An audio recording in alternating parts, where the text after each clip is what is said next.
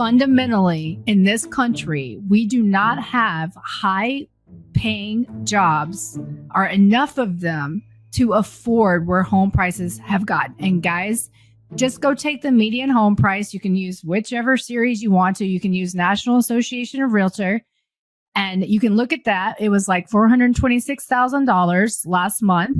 They reached all-time high. The median income in the United States is $78,000. That's it.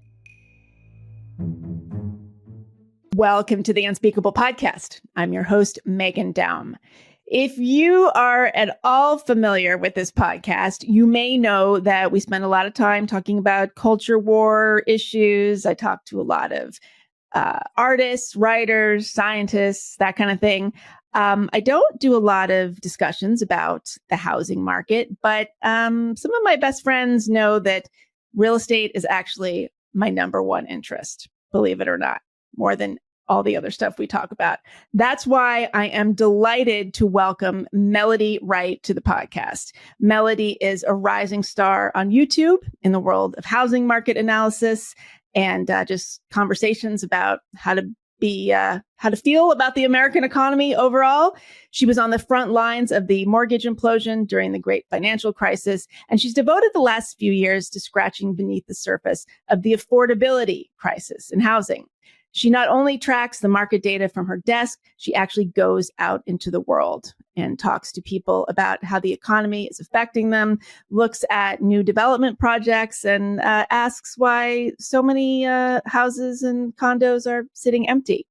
In addition to her market updates on YouTube, she also has a regular series there, The Forgotten American. She's also partnered with housing market analysts Travis Spencer and Jack Gamble on a channel called Doomer's News Network, which she'll talk about.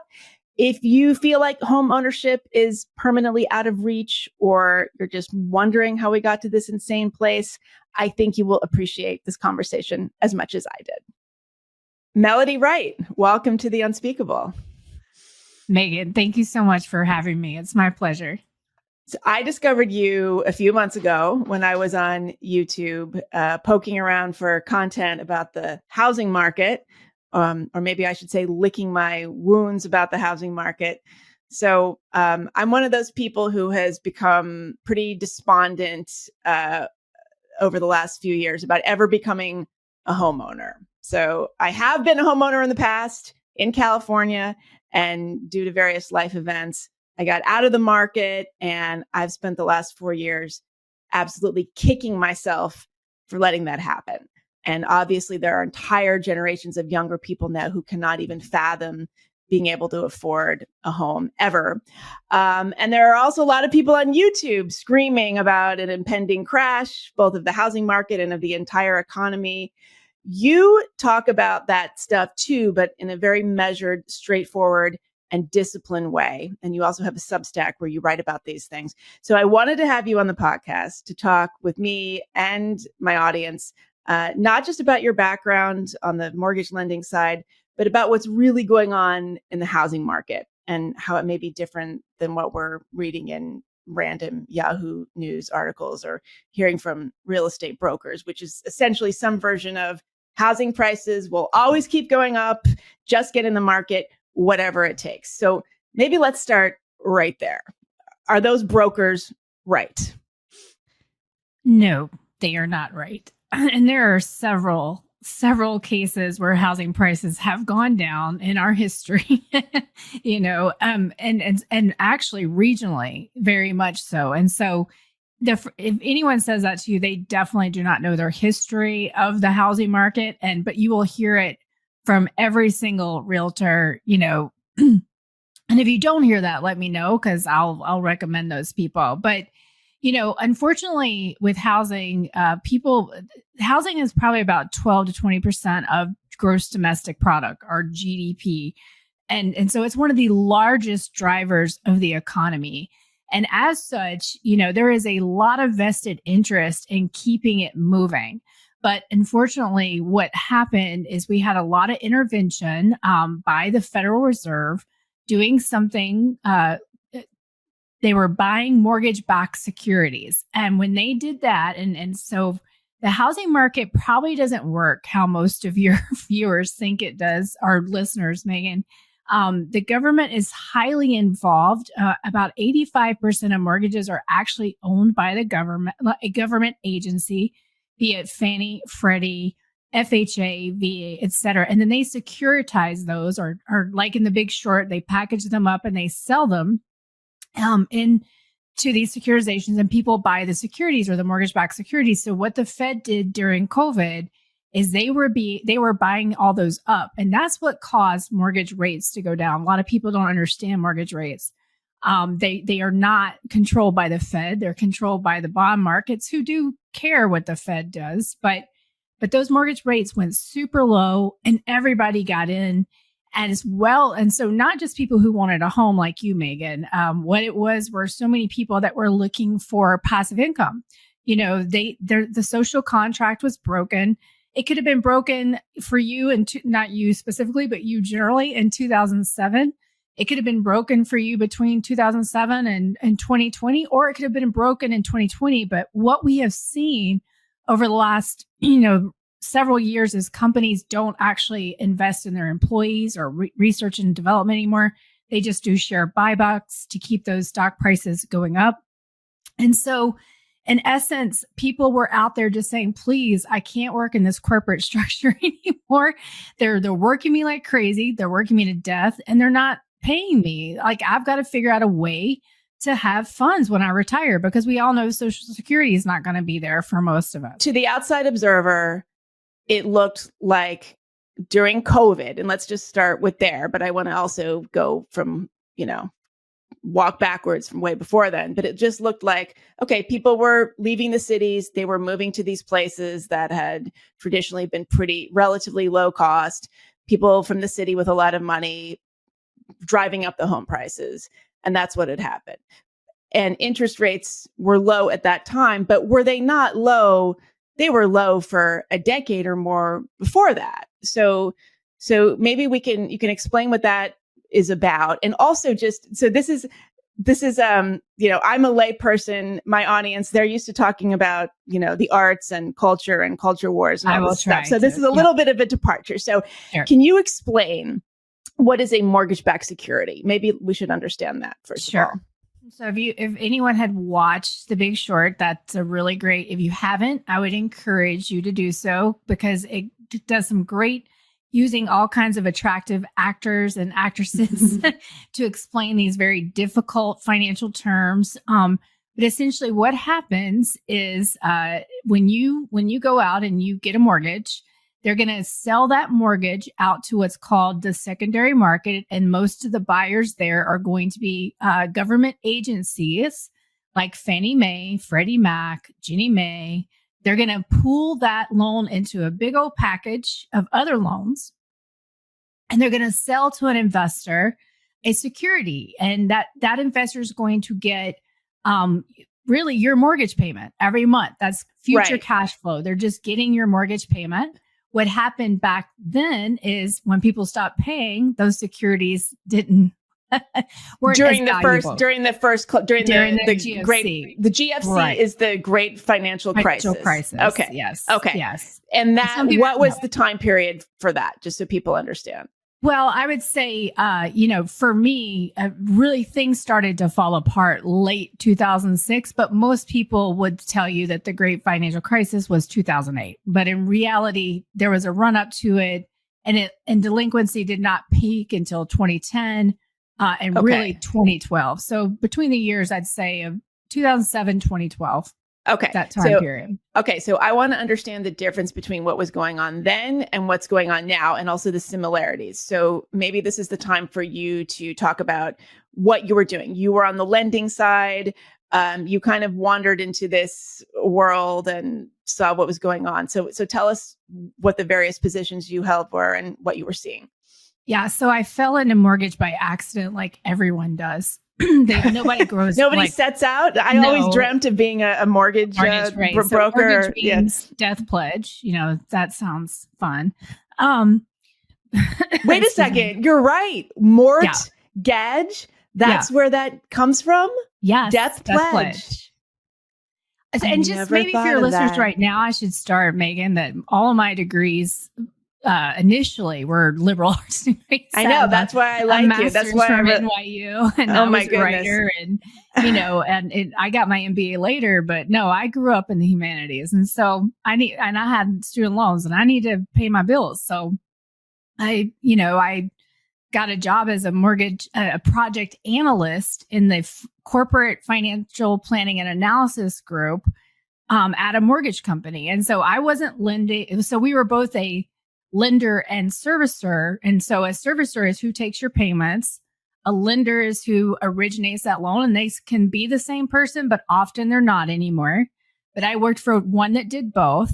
And so I learned, but I was in corporate. And so I learned all about the entire like both sides of the house, origination, servicing, because we'd been bought by private equity, Cerberus, and they wanted to understand the new business. But I came in September 2006, and pretty much Cerberus was saying, we think we paid too much for you. We need to understand this business. And very quickly, what everyone could understand is that the housing market had turned, and that this private equity company had paid too much. And so they wanted a purchase price adjustment. And so in doing so, we led the market. We were ahead of Chase, Bank of America, in our write-downs of securities and things like that, because they were no longer worth that much because of the delinquency and just also the financial trouble that was spreading. And so you didn't have the Federal Reserve buying mortgage-backed securities. But what you did have is after 2000 and the dot-com bubble, and then you had September 11th, you had the Fed lower rates. But as well, and this is really important, the Fed does not control mortgage rates. By what they do, they can have an impact. But this is something your realtor is going to tell you every day, and it's just not true. But the bond markets essentially could see that it wasn't a good outlook, because as much as people will tell you that housing caused the great financial crisis, that's just not true. What you had in the system, as we are a global system or globally synchronized, is you had liquidity shortages. And if Lehman had just been able to cover its bets that day, and had Chase not told them no that day, because it's a confidence game, then that they would have never imploded. And so in reality, what happened back then was liquidity. It was a liquidity crisis, and confidence was lost. And then you had, later the stock market crash. And so then the Fed did in 2009. That's when they first started buying mortgage-backed securities. And it helped for a little bit, because it helped tighten. This is really complicated stuff, but it helped kind of tighten the spread between the 10-year treasury rate and mortgage rates, making those rates lower. So people came in and refinanced, and everybody thought that we'd actually have another housing turnaround. That didn't happen back then. So back then, they didn't buy those. I'm sure in their mind, what they probably thought is they were too late in buying the mortgage-backed securities. But what happened this time, when they started buying those, is they created this unbelievable speculation and demand. And this is kind of, I was going there. What I was getting to is that it wasn't homeowners that just wanted their primary home. That was part of it. Part of it were those people moving away from New York City to, out near the Finger Lakes or somewhere else, somewhere beautiful, right? With lots of space and dogs and fences and all that great stuff. That was part of it.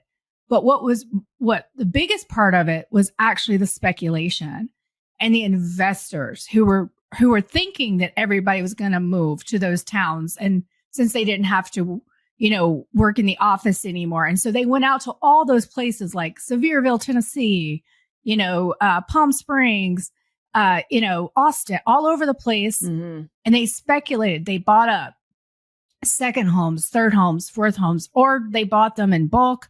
And they came in with all cash offers. And so what happened is the investors showed up at that closing the same day that you did. However, they showed up with all cash, and they had a little bit of a different, idea in their mind of what, that property was going to be used for. Mm-hmm. And they bid you out of the market. Right. And the way they were able to do that is that if the Fed had not been buying those mortgage-backed securities, it would have never made sense for real estate investors to go out and purchase all these homes en masse. Okay. But you're talking about this as being a COVID thing. I remember even before COVID, like looking around, and again, like I'm in extremely expensive markets. So for instance, I'm like looking at stuff in Los Angeles where I live. And I mean, I remember talking to a real estate broker that I've worked with, and she basically said, you need all cash to even get in this market. And this was probably 2018, 19 still. And so what was going on there? Yeah. So let me do the middle part. And so what happened in 2012 so it started with your subprime borrowers, your non-traditional, Right. And non-traditional equals investor people. That was a lot of what that subprime was. Okay. Yeah. And that's what people don't understand. Think more about the stripper in The Big Short, where she has 5 properties. They were mom and pop investors. A lot of them were. And so subprime wasn't just lower credit quality. A lot of them were high credit quality, but non-traditional products like interest only or stated income. Well, so a lot of them went to foreclosure. But then what happened is after the crisis, your prime borrowers, who had excellent credit scores, all who completely qualified, they started going into default. And that's where you got the true foreclosure crisis. It wasn't the subprime. They started it, but the lion's share were the prime. And so what happened then? And this is where it gets to the investor appetite. In 2012, Wall Street came in, partnered with the GSEs, Fannie Mae, Freddie Mac, the people that owned a lot of these properties, and they auctioned them off to Wall Street. And so you had institutional investors. I went to an auction out in California, out in LA, where it was like going into a casino. You went into a hotel ballroom. You had rows of people with dark glasses sitting there. You could get funding right there. You could run a title report. You could do all kinds of stuff. And they were just bidding on homes. I mean, on single family homes. On single family. It was do we see what they look like? Like, is there like a slide projection we see? Yeah, it was a big Jumbotron. So they'd have this big Jumbotron. The property would come across. You'd have like all the property information on the right side. It would say, is title clear? Things. And people would just bid. It was and you could get a check. You could like say, okay, I don't have the money. They would come and you could do financing right there. It was insanity. So they took it from the courthouse steps, which is typically how these auctions used to happen. And they put them in hotel ballrooms, and all these investors got involved and Wall Street got involved. And so the infection started there. So the infection that led to COVID. And so then what happens is that, as the people are seeing this, oh my gosh, well, I could buy one of these things super cheap, or that's what they think, and they could fix and flip it. And so then comes HGTV and every show under the sun, and the Kardashians and all these talking about real estate. I mean, if you really go watch the Kardashians, the entire thing is about real estate. I mean, it really is. I'm shocked. So, I can't stand the Kardashians, but with this new angle, now I'm tempted. Neither could I, but I actually went back and because I was kind of thinking that there's somebody I follow who I think your community would like a lot. Her name is Dr. Pippa Malmgren, and she served several presidents. Her mom actually taught J.R. Tolkien how to speak Middle English before he wrote. Wow. Lord, this is a Her crazy mom must family. Have been really old. She's great. And I would encourage you to get her on your show. Wow. But she pays attention. And why was I even talking about her? Pippa Malmgren. We were talking about the fact that. Oh, the Kardashians. So she talks about how art and music, always, you can always glean 2 to 3 years ahead if you're actually watching, art and music, because she believes that artists are just in that, in the stream more so, and can be kind of, pushed and pulled by a lot of these trends without even knowing it. And so she looks to artists. And so she was the first one to say, go watch the Kardashians again. And I did. And I was like, the Gilded Age, you can go look at, you can watch the arc of what happened to us by watching that show. And it's really kind of scary, but I call them the ultimate real estate influencers. But if not them, then you go to HGTV or you go, there are Right. hundreds of these fix and flip shows. Right. So everybody got the bug. Everybody. So it was institutional got the bug and mom and pop got the bug. What years are we talking about, though, with the Kardashians? Because this has been going on for a long time. I mean, HGTV has been around for 20 years or more. But are you talking about a particular like flip, investment flip mentality? I think that once institutional investors got involved, it went on steroids. And so your Goldmans, your Morgan Stanleys, they got involved. It went on with these real estate owned properties.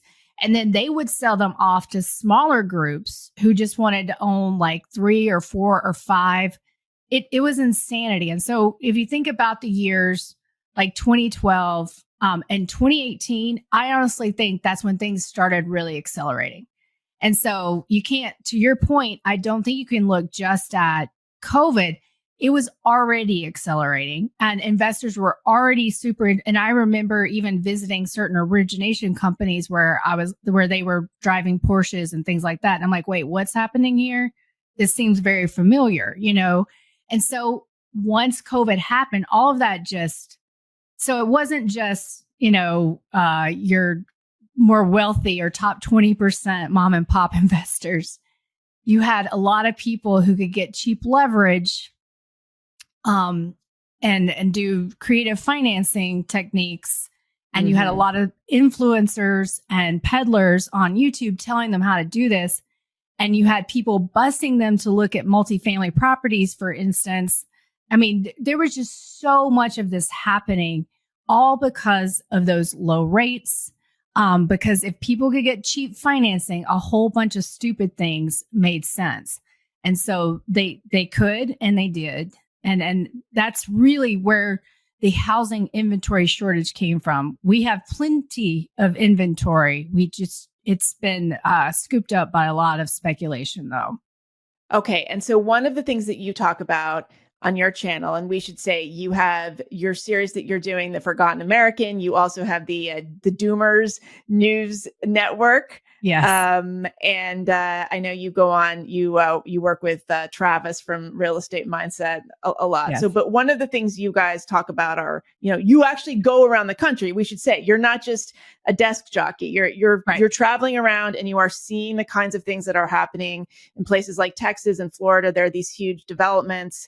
I mean, it's the cognitive dissonance is so intense because it's like, on one hand, we're being told that there's no inventory anywhere. There's a housing shortage. I mean, there is, but at the same time, there are just, massive housing developments that don't have anybody living in them. So can you talk a little bit about what you saw, for instance, when you went to Texas? When did you go? Why did you go? What did you think you were going to see? And what did you see? Yeah. So probably around 2020, one of my bosses said, I need you to know when rates are going to go down. And that's when I really dove back into macro, understanding what was going on in the macroeconomic environment. And knowing what I know about housing, having lived through the last crisis, I just could not understand what everyone was saying. How could they be saying we have low inventory? How could they be saying, I mean, when you look at our demographic situation, it's not looking good. And so we are not having as many babies as we used to have. Oh, mm-hmm. And then at the same time, you have all these boomers, 10,000 of them retiring a day. And a lot of them have second home. It's some even more than that. And there are over 15 million vacant homes in the US, not abandoned, vacant, which means that sometimes those are seasonal. Maybe they're doing short-term rental. And that's as of the last census. We don't have updated now. And this is part of our problem, is that everything's so lagging. No one can really understand what's going on. And so then you have places like Austin where you have 15,000 short-term rentals. 15 Airbnbs. Yeah, Airbnbs. Yeah. Okay. So when I say short-term rentals, that's going to be Airbnb, Vacasa. It could be, and so, and 80% of those were whole homes. And so what would happen? So in 2012, and this is really important, in 2012, people were buying them up to do long-term rental. And that was like $1,000 a month, or people or investors? Both. Both. People. Okay. So investors are people. Okay. But like normal, like institutional, and then mom and pop, one of your friends who is a doctor who was like, hey, I want to have a couple rental properties. I need that income. Yeah, that was the smart thing to do. It was a smart thing to do. But then when short-term rental came along, or Airbnb, basically the lenders started saying to people, hey guys, guess what? If you turn this into a short-term rental, you can turn that $1,000 a month into $10,000. And then they would use really crappy technology products that would tell them, yep, you're going to be a 55% occupied. You're going to make $600 a day. Except when you start diving into these technology products, they were telling you that about Kyle, Texas, which is 22 miles south of Austin. There is hardly anything there. And you're not going to get that. And so then you had these oversaturated markets. So people were literally building homes to Airbnb. And so a lot of the building that was happening wasn't for single family residents. So I agree with you. Do we have a housing shortage? We have an affordable housing shortage. We have a housing mismatch, but we have a ton of inventory. Any of these cities, one thing that I do is I track how many short-term rentals do they have, how many long-term rentals. And you can see over all that stock, plus the multifamily that's being built, which is the most since the 70s. And we had demographics behind us back then. We were still having babies. And so you have all this housing supply and you already have a high level of vacancy. And so I could just see, okay, what are you guys talking about an inventory shortage? It didn't make any sense. So I got on the road in February of 2023. And the first place I went was Nashville, then Austin, then Charlotte, then several cities in Florida, and I've continued to travel, but those were my first trips. And I will have to tell you, cognitive dissonance, Megan, the first time I was standing in a mega site, and what a mega site is where all the builders come together to build. And so you're going to have Lennar, all the national builders, Lennar, Pulte, and then your smaller regional builders. And those are key because that's what everybody's missing. But if they all build in the same place, like these master plan communities. And I was standing there, and this was back in February 23, and no one was there. It was on a weekend. No interest. And they were you could just hear the knocking of the hammers and the flapping of the flags, but no one was home. And also this was like 30 miles out of Nashville, who has some of the worst traffic. It's almost as bad as LA, and I'm like, who's going to come live here? And then I just saw that repeated site after site after site. And in Austin, there were new build sites every block. It was insanity. Then you go to Las Vegas, Phoenix. And then I spent 2 months down in Miami last summer. And just the amount of building in Florida it's just, but the thing you realize is this has happened so many times before in Florida. They've bulldozed communities in Florida back during the Great Depression, again, during, the GFC to some degree. But there's a great book called Bubble in the Sun. Great read for anyone. And it'll just show you that this happens over and over again. But the overbuilding was just unbelievable. And there are places in Florida right now that I can tell you nobody's ever going to live there. Like, it's just, that's how bad. And who did they think was going to live there? Obviously, they had analytics. They had some reason to think that if they built it, people would come. So where did they go wrong? Well, the media said, every media report was all about the Californian and the New Yorkers coming to the Sun Belt. Well, but everybody's using information that's, 2 years old. And so, I can't even tell you. So I had a friend just do a great thing for me. Every time you went to Nashville, probably from 2014 on, you would hear 200 people are moving there a day. And so, or something crazy like that. My sister would tell me this, she's from Tennessee. I had somebody who just did the analysis. He used all the counties around Nashville, not just, Davidson.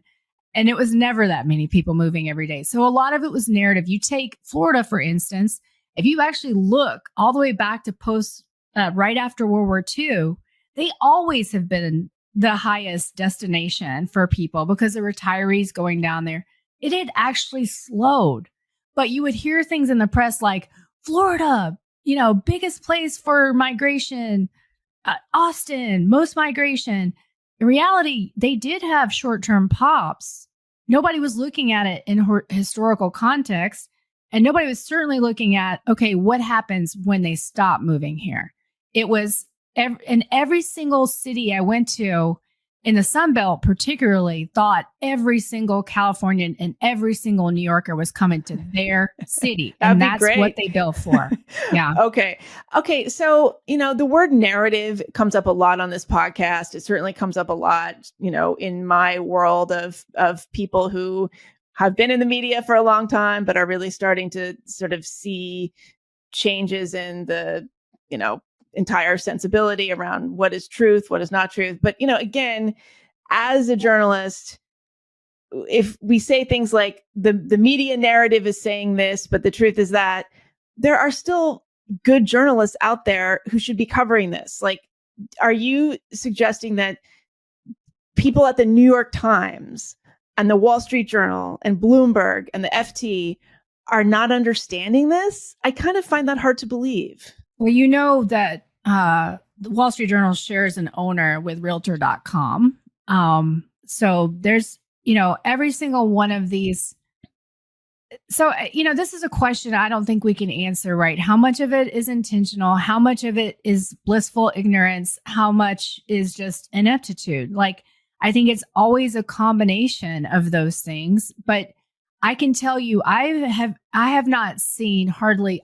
So right after my trip, I got contacted by a reporter from Forbes, and he wanted to do an expose on all this. It was Fortune, I believe, an expose on all this completed inventory, and we were going to do this big feature. Well, what happened? The banking crisis happened. And he didn't have the resources anymore. And so he wasn't able to cover it, as well as his editors were kind of like, well, that's kind of interesting, but we're not going to pay your expenses or anything, to go figure that out. And so I think that it's you look at somewhere like, take the Miami Herald, recently, they just cut so much of their staff. They had recently cut so much staff that nobody could cover city council meetings anymore. So I think a lot of it could just be that kind of thing where if the focus isn't there and the resources aren't there, then those reporters, they can't put their time there. Right. No, that's definitely true with local newspapers like the Miami Herald, which is a local newspaper, and certainly here at the Los Angeles Times. But, the New York Times is so powerful, has never been more profitable and influential than it is now. Right. So it does seem a little strange. I mean, I'm sure you find yourself in this weird position too. It's like, why am I getting my information from YouTube, and is it even correct? And do I trust myself? Like, this is nuts. Absolutely.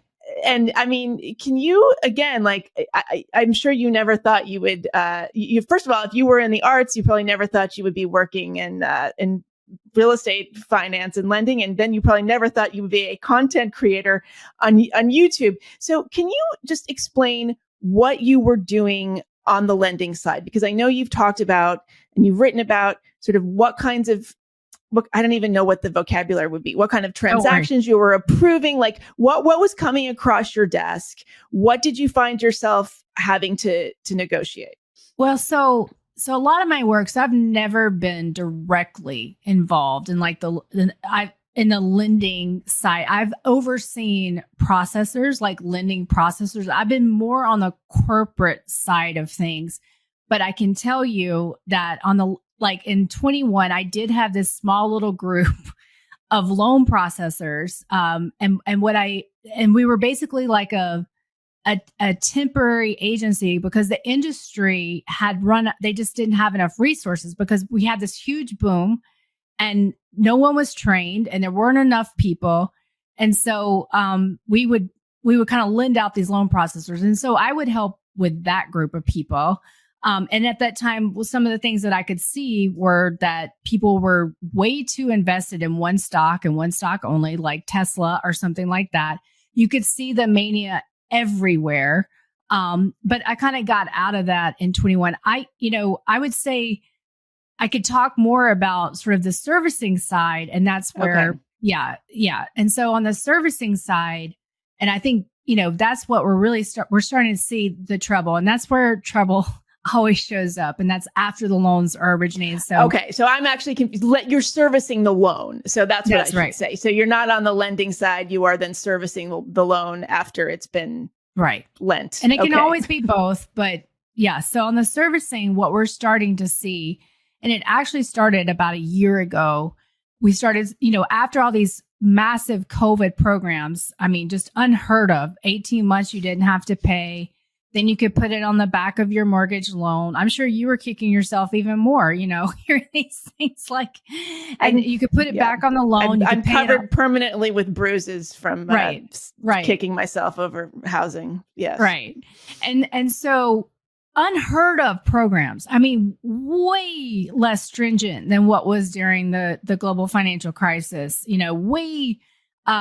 back then you had to re-underwrite everything. Now they just send it to you in the mail. Like they don't even care. So just crazy amounts of intervention. And so when I started to see delinquency actually a year ago, and it's called FHA, but that's Federal Housing Administration. These are typically lower quality loans.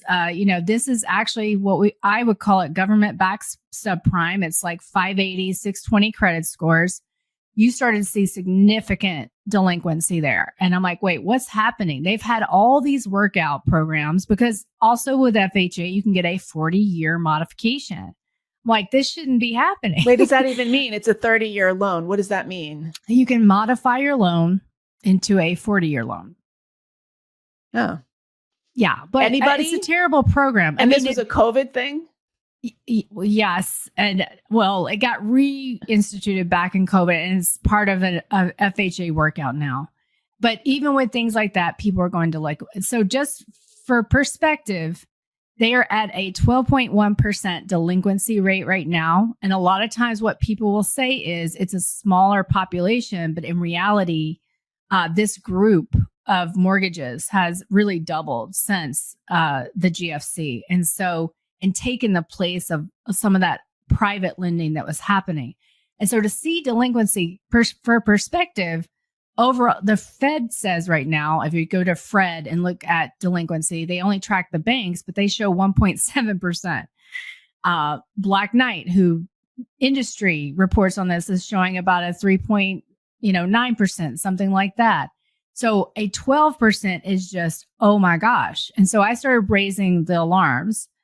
A year later, we're now seeing it's outside of that product and more your prime borrowers are starting to go delinquent. And we just had the biggest month over month delinquency increase since the COVID April, May 2020. And it was huge increases of like a 13% increase month over month, but a 19% increase in 30 plus delinquency. That's early delinquency. And you just don't see moves like that month over month. You just don't. They're usually very small, like maybe 0.5%, 0.1%. And these delinquencies are in people living in their homes. These are not private investors necessarily. These are not subprime mortgage holders. These are regular people suddenly can't pay their mortgage. Why? Because of rising insurance costs, because of property taxes, because of inflation. What's the reason? Well, so it's going to be all of them. There are definitely some investors that you can see have started to walk away from properties, which is what they will always do. But your typical homeowner, the one that just bought it to live in it, what's happened to them is that property taxes and insurance have gone through the roof. And if they bought in 2018, 2019, not a big deal. They bought in 2021 and 2022, say out in California, where they do that supplemental tax roll once a year. Sometimes it's longer. And so they looked at the taxes, that were paid before, And then they thought no big deal. They signed all those papers. And then the next thing you know, they've got a $15,000 supplemental tax bill. And they're like, what the heck is this? I mean, I've seen actual letters where people are like, my realtor knew exactly how much I could pay. Like, nobody told me about these taxes. So anyway, at the same time, we've seen all of this, this flooding, thunderstorms, hurricanes, fires. And so you have insurers leaving places like Florida and California. But guess what, guys? It's not just Florida and California. It's all over the country because of that flood risk. Insurance companies, they could do okay because they get these things called cap rates. Put it this way, they used to be able to really hedge against all of that loss. They can't do that anymore. And so insurance companies simply, they had to raise rates. Now, I'm sure people are going to find bad actors out there. That's not what I'm saying. But insurance has gone up all over the country, significantly in Florida and California and Texas. And then the cost of home ownership went up. And a lot of these people bought these things sight unseen. No property inspection. They waived and they're just like, give it to me. I'll do anything. I mean, this feeling. You've been there. Like, I just want it, because it's a FOMO thing, because we're being told if you don't get in now, it's just going to go up, up, up. But that's the thing is, because I remember it was like 2017, and I remember looking at houses in Los Angeles here, and, like a very small, cute, but less than 1,000 square foot house. I remember looking at, and it was like in the sevens listed or something. And I was like, that, and I was going to have to pay 8 or something to get. And I was like, that's ridiculous. I'm not going to do that. And then lo and behold, it's doubled. The value's doubled. It's turned over, twice for it. It's somebody has paid double that amount since I refused to buy that house. Yeah. And so that's the kind of thing that makes people say, okay, well, I'll just do whatever it takes. Cause I don't, fool me once, shame on me. But so I want to talk about the markets that you track. So you track, I believe, is it 82 markets you're doing right now? So obviously we can't go over all 82, but can you tell us what you're seeing in them, what exactly you're tracking, and sort of what jumps out at you the most? Yeah. So what I would say, so I track a whole bunch of things. But what I'm most focused on right now is we've just had a really huge increase in inventory. So in aggregate, we just had a 37% increase year over year of inventory. And, and everybody said there's no inventory. That was their excuse for the housing market being frozen. I kept saying, no, it's unaffordable. Nobody can afford these home prices. Now you have the inventory. Okay. You also have new build inventory, 9 months of supply. And I get there are going to be locations people are going to be like, no, we don't have those new builds here. Right. But I guarantee you still have the speculation in your existing neighborhoods. You just have to be crafty in finding it. And so we are at an inventory situation. And what just happened is so the housing market is very, very seasonal. Every year, no matter if you're in the GFC, the absolute depths of the GFC, you're going to have home sales increase in the summer. You're going to have home prices increase in the summer. That is, the arc is clear. 25 years, you can see it every year.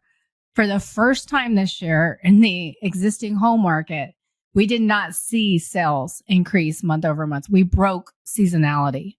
We also broke seasonality on new home prices. Now, everybody's going to say, well, all I care about are new home prices. Well, guys, if no homes are selling, and you have inventory, your marginal de-stressed and motivated sellers are going to be coming in. And your motivated sellers are going to be people that have to move, death, divorce, default, or the DOD, who moves people every year. The DOD. Department of Defense. And so, okay. Yeah, they move. I can't remember. You mean military? Military, yeah. Okay, so they move families every year. And so these people, and then you've got the motivated sellers of people who bought 10 Airbnbs instead of 1, because that's what their lenders encourage them to do. And they've got those increased property taxes and insurance. And they're like, I'm just going to let go of a couple of properties, right? It's a couple right now because I can still afford my mortgage on the other 8. And so all of this is happening at the same time. And so during this, and then you also had rates kind of go down at the end of last year, and it created a lot of activity in the spring, but not a lot, enough. People got real excited. So where we are right now is we're probably going to peak with inventory because the season is over. But what you're seeing in California, and this is what's very interesting, is they are still reaching highs. And so of everybody, so Florida has started to slow down. Texas has started to slow down from that crazy inventory build in the spring that will pick up again. But California is continuing to. And I think this is a combination of they got real excited about what was happening in the stock market. I think in California, and just thought, again, got that hopium, right? And essentially we're like, it's all going to be good now. And I think just with some of the political events, as well as a little wobbliness in the stock market, as well as some people are starting to question, when will AI actually pay off? I think that California has started, they were held back a little bit. Prices were holding, but inventory is starting to increase there, and price drops are starting to increase there as well. And so I think California is also on its turn, the turn that Florida and Texas took. But when this is going to get really interesting, Meghan, is Florida starts its season in October to April. Everybody else starts around that March time. So really next spring is when I think all of these forces are going to meet each other, and as well as we're seeing accelerating layoffs, highest macro edge. I know that your listeners probably don't, but it's a layoff tracker. And you can go to there and watch how many layoffs each day. And this isn't the, official jobs report, but this tells you what's about to happen. And we are just seeing layoffs. I mean, you've heard about Intel, you've heard about Dell, but it's companies all over the country. Avon just filed bankruptcy. I mean, we are seeing what COVID did was it kept a lot of zombie companies alive because they could get cheap debt.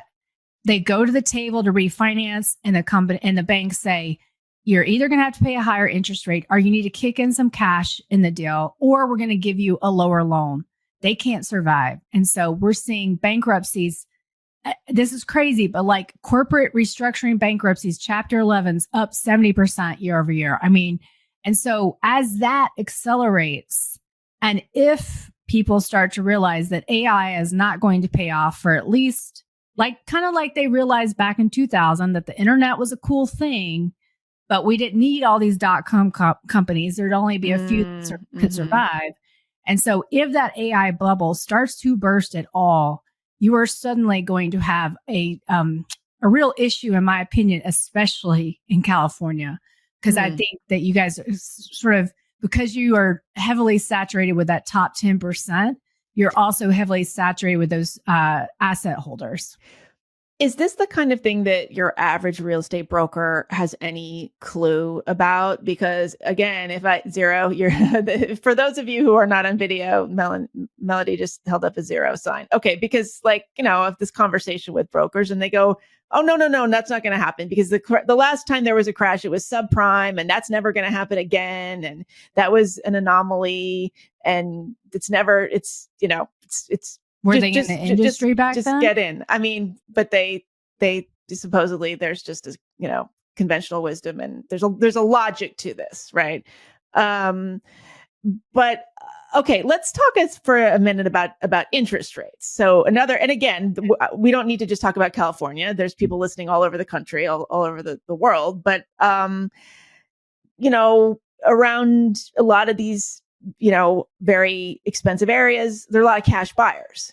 So one thing I see is, you go to, people tell me, oh, I tried to make a bid, we overbid, you got to overbid still. And we overbid. And then a cash buyer just came in, swooped in, and we didn't get it. You hear this again and again. And so by that logic, interest rates aren't going to matter. People aren't taking out loans. So what does it matter? Well, I think, the cash from institutional is drying up, and really they haven't been buying for some time. So institutional investors, you take someone like American Homes for Rent, they own a whole bunch of long-term rental properties. all over the country, but let's take San Antonio, Texas. So they don't get a homestead exemption. What happens? Their property taxes go up. Their insurance goes up. They can no longer cash flow. They have to list right away. And so in one of my videos that I did in San Antonio, I stand in front of a house where you could see their $30,000 tax bill came and they put that sucker, American Homes for Rent, the investor, put that sucker on the market and has just been slashing prices because they have to move that very quickly, which if you are trying to sell your house and you live next door to them, that's when this becomes a problem. And so the cash is drying up.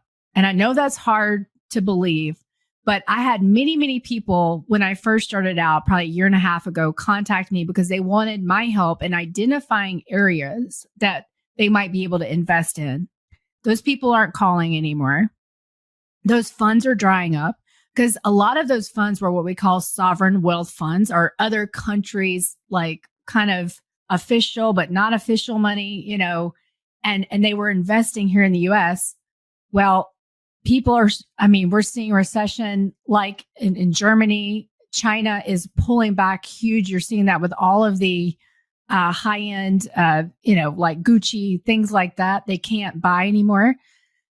So the cash is drying up. And I think that very soon, and if we have a stock market event, Meghan, and I'm at this point, things are so beyond reasonable valuation, it is likely that we will have a similar event or a credit event where someone like a Lehman implodes and it kind of brings everybody down.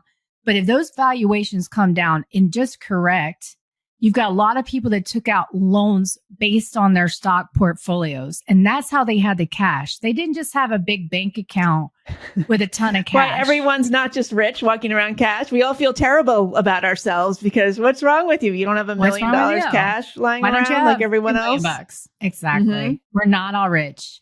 What we do in this country is we take out leverage. And, you know, we take out cheap leverage, and that cheap leverage isn't available. And so the cash is drying up. And I don't think, right? So the only way institutional investors or even mom and pop can come in and participate in the casino that has become housing is if those prices go down, period. Okay. Rates so aren't it's not do even, it. Okay. So rates are not going to do it because it is an affordability crisis. I mean, it's like I look around now, nothing is moving. I mean, I've noticed a huge change just in the last few months. So we're recording this on August 13th. I don't know that on May 13th, I would have been asking you these particular questions. Right. It's been really rapid. And some of my listeners and my readers know I'm obsessed with real estate. I've been looking at Redfin, recreationally for since it started. And I have never seen properties sitting on the market in places like Los Angeles as long as they are now. Right. I mean, and I'm seeing price drops all over the place. That said, the ultimate selling prices are still high. Like they will get a buyer. And I'm seeing a lot of investors, and everything on the market now is an investor flip. I see very few private regular people living in the house, they have to move kind of thing. I think that's pretty rare. But I mean, so I guess my question for you is, what is it going to take to actually drop those prices? Because it doesn't seem like any kind of lowering of interest is going to move the needle. Yeah. So I think these forces are already in play. It just takes time. And so essentially our wages did not rise as fast as inflation. And people can say inflation is coming down. It's not coming down fast enough for your regular consumer and your investor, by the way. And kind of going back to earlier in the conversation, the biggest delinquency we're seeing are in 21 and 22 originations. And 23 is speeding up, as is 24. So all these people that are the last people in, Meghan, and that's what you have to tell yourself. You have to tell yourself, because I know it can drive you nuts. They are the last people in, and feel sorry for them. I mean, because no matter what the stock market does, like quite honestly, fundamentally in this country, we do not have high paying jobs or enough of them to afford where home prices have gotten. And guys, just go take the median home price. You can use whichever series you want to. You can use National Association of Realtor, and you can look at that. It was like $426,000 last month. They reached all-time high. The median income in the United States is $78,000. That's it. They can't. So the math just doesn't work. And so real estate is local. That's why I track 80 markets. But in those 80 markets, the math does not work. And so ultimately, just like the largest vacant high rise, larger than One World, Freedom Tower in New York City, is in China, because they thought they could bring all these. It's vacant. It's completely vacant. It's taller than One World, than the Freedom Tower. Okay. Because they thought they were going to build this luxury community, theme it around polo, and all these rich people were going to come live there. It wasn't going to be about anybody that lived there. It's completely vacant. And I have seen empty multifamily, massive subdivisions that are empty. We went and did a very similar thing here. And so it will have to correct. There just aren't enough Americans. And even this has happened, by the way, the immigrants have also been buying houses. And so there are just not enough of us, nor enough of us making enough money to sustain this housing market. And so, and fundamentally, there are no jobs coming. In fact, if AI is what everybody says it's going to be, there will be fewer jobs. So, it's just, and government has been intervening since 2008. And it's not going to save it. And so these themes just take a very long time to play out. Well, speaking of government intervention, is there any political will to keep private equity out of the housing market? Because, I was reading something, is it like 40% of single family homes nationally? Maybe that's too high. Some significant percentage are owned by private equity. They're owned by BlackRock or, corporate investors of short-term properties. This is crazy. I am not a government interventionist type of person, but I'm like, how is this allowed? Well, the government let them in first, but it's smaller. It is smaller. And, okay, it's not 40%. So it's like about 3%, but okay. I don't want it to, but in the cities where it's bigger, like San Antonio, Tampa, Atlanta, you're going to have bigger structural problems. And so, yes. And also that there's so many different studies out there, but you can't really know, because the only way you can know is by looking at a recorded deed, and they can hide behind all kinds of LLCs and different. So we don't know the number, completely, but it is, I think, smaller than some politicians want you to believe, because it is a very emotional topic, so they can get you on their bandwagon. Is there a political will to fix the situation? No. Could there be political will to actually sign that legislation? Maybe. But that won't fix the situation. And in fact, the recent legislation about transparency around who's buying a home, a lot of your bigger corporations got call outs, like they won't have to do it. And so unfortunately, our government is just so, there's so much of that private interest, and that there's not a lot of difference between our government and these private companies. And BlackRock, they are more like asset managers. They come in when the government gets in trouble. Blackstone is the big one that has a whole bunch of them. But BlackRock will be they got involved in brokering those deals before. So, but it is a whole bunch of private interests, but they are very much in bed with your politicians. And so people can talk about it. I don't think you're going to see anything like that happen. And it wouldn't fix the situation anyway, in my opinion. What is your advice to, say, a young person who wants to get a starter home? And we should say starter homes in a lot of these cities are $1 million. Median home price, Los Angeles, 1.2 million I'm seeing today. California median price, 900 something thousand. Is there any hope for younger people?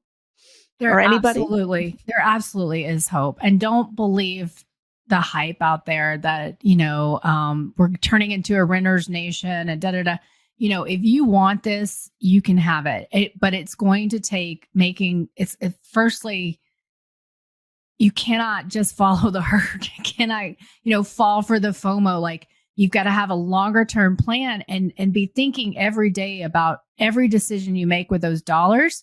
And so I'm going to say a bunch of boring things, but you need to save money. You need to reduce your debt. You need to stop going to Starbucks every day. You need to start cooking at home. I mean, you have to make different decisions. Every dollar counts because barring some kind of exogenous event, are the UFOs coming to give us all great jobs? Prices are coming down. Do not, a lot of people are doom spending and ruining their credit and saying, well, the government's going to come in and bail me out. Well, there's going to be a limit to that because there's a lot of angry people in this country. And I promise you, they're not going to be able to bail you out in every way. So don't harm your credit. Be ready for this correction, because if you don't have debt and you have some money in the bank, you're going to be one of those mom and pops that scoop up one of these houses these houses that have been sitting because Meghan, I know it feels like they'll all get sold, but that money is out there drying up as we speak. And so we say gradually and then suddenly, right. And that's what's going to happen. So just wait, follow people like Travis on Real Estate Mindset or myself. We're going to tell you what's actually happening. We're not trying to sell you a course or anything like that. We're going to tell you what's happening to keep your finger on the pulse. But just please don't believe that it's impossible. Hope is an effort. It's not a strategy, in my opinion. What is the timeline, though, if somebody is saying, okay, I live in the New York City area or I live in San Francisco, God forbid, how long are they going to have to wait to be able to do this? Well, there's actually places in the country right now where if you are a sleuth and have some time on your hands, where you might be able to get a deal. But 2025, I believe, is when we are going to see the most meaningful price drops, with a couple of years following with additional price drops. And we'll probably see a little bit of one this year, but it all depends on your goals. And if you want to be in that house for the next 10 years, that really changes things versus I want to buy a house for an investment. And so I think that you can start. And what I would encourage everybody to do, and this is, you and I talked about this, don't look at listings. Find the neighborhoods where you want to live. Find those. Start driving around. Start, getting to know the people at the coffee shop or the dry cleaner or whatever. Get yourself in that neighborhood, because you're going to suddenly start hearing stories about, oh yeah, I think this person's going to put their thing up, or this is, and honestly, if you drive these neighborhoods at night, you'll also see all the vacant properties. And, oh my gosh. Would you just go up to people and be like, are you behind on your mortgage by any chance? Well, there's a whole service that does that for you, Property Radar. It's not all that expensive. They will give you the address, and I have no affiliation with them, but they will give you the name and address for any property, essentially. Okay, but isn't that weird? I'm serious. I'm not just being facetious here. Like, is that weird or is that smart? Like, that just seems like a very, what's the best way to approach somebody who you think might have a house in distress that you would like to take off their hands? I mean, leave a card in their mailbox. I mean, because they're getting calls. If not from you, it's going to be from someone else. But a nice card, pleasant. I don't want to bother you. Maybe a nice little note. I don't want to bother you, but hey, I've really been looking for homes, and you don't even have to tell them that they're distressed. Just right, I guess so. I'm interested in this area, but then you should have a broker. I mean, you need to have what do you do, like, in terms of the transaction? Like, can just a private individual go to another private individual and do this? That's probably a bad idea for somebody. I wouldn't recommend that. But I would say for right now, when you're doing reconnaissance and research and you find an area, and again, guys, I'm not, please don't harass anyone. That's not what I'm saying. But I just think contacting them and just saying, hey, I'm interested in the area. If you know anybody that's selling, I would really appreciate a phone call. And then, if they call you, then bring in somebody. But this is honestly, get to know the neighborhood. And by the way, a lot of times once you get to know the neighborhood, you may not want to live there. And I think this is what a lot of people, they just hear like, oh, that's a really desirable neighborhood and it looks great. But when you get there, you realize I can't even get out of my neighborhood in the morning. It takes me 40 minutes, so I encourage this. And guys, I think where we all went wrong is we relied on what was being shown on Zillow and Redfin and all these places. And it seemed convenient and a shortcut and a way to do a lot of homework. But in reality, they're showing you what they want to show you. And it can be very different from what the reality of that neighborhood. And so I think just, getting to know your neighborhood, where you want to be. And I'm one of those people, Meghan, and I know that may sound weird, but if you really want something, you will figure out how to get it. Oh, yeah. Yeah. I remember when my mother was she loved houses also. And I remember this was probably in the 80s. There was a street in our town that she really loved. She loved all the houses. And she wrote this really beautifully, perfectly worded letter saying, I know this is strange, whatever, but like, I really love your house. If you ever, want to sell, I'm so-and-so. Can you please call me at this number? Now, it did not work, but she put one in every single mailbox on this street. And it could have worked. Well, but before I let you go, I'm curious to hear what it's been like for you as a content creator around this particular subject, because it's so emotional. I mean, real estate and housing, it's got it all, right? Because it's financial, it's about money, but it's also about like family, identity and aesthetics and how we see ourselves in the world. And it's so loaded. So I wonder like what kinds of communications you've had with your audience and sort of how you're feeling about just talking about this stuff all the time. Yeah, it's super emotional. It is so emotional because it's completely wrapped up in our identity.